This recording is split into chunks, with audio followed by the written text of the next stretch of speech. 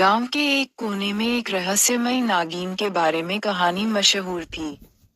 कहते थे कि वह नागिन अपने नाग की मौत का बदला लेने के लिए किसी भी हद तक जा सकती है। इस नागिन का नाम था नगीना। नगीना बहुत सुंदर, तेज और चतुर थी। जंगल में रहने वाले जानवर और गांव के लोग उससे डरते थे। एक दिन गांव का एक साहसी आदमी, राजा, जंगल में गया और वहां उसने एक नाग को मार दिया। नाग की मौत के बाद नगीना ने बदला लेने की कसम खाई। वह उस आदमी के पीछे गांव तक आ गई। नगीना ने सोचा, जिसने मेरे साथी को मारा है, उसे मैं नहीं छोड़ूंगी। वह दिन रात उस आदमी को खोजने में लगी रही।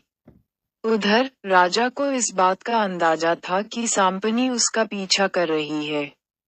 वह बहुत डर गया और गांव के बड़े बुजुर्गों से मदद मांगने गया। बुजुर्गों ने उसे एक जंगल में जाने की सलाह दी, जहां महादेव की पूजा से वह सांपनी के प्रकोप से बच सकता था।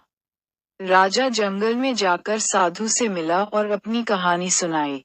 साधु ने उसे कहा कि वह सच्चे मन से नाग नागिन से माफी मांगे, तभी वह बच सकता है। इधर नगीना ने मौका पाकर राजा पर हमला करने की योजना बनाई।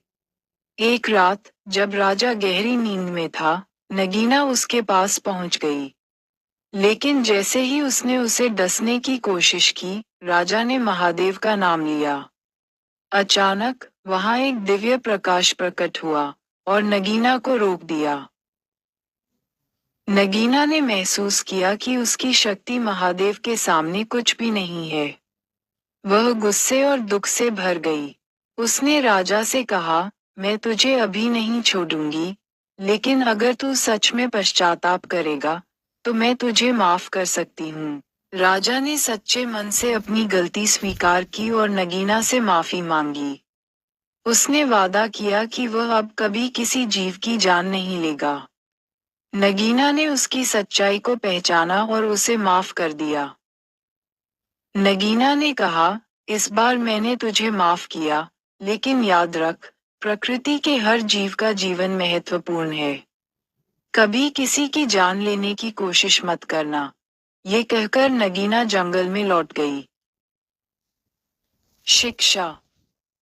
राजा ने अपनी गलती से सबक लिया और गांव में सभी को जीवों की रक्षा करने का संदेश दिया। नगीना ने भी अपने नाग की आत्मा की शांति के लिए बदला छोड़ दिया।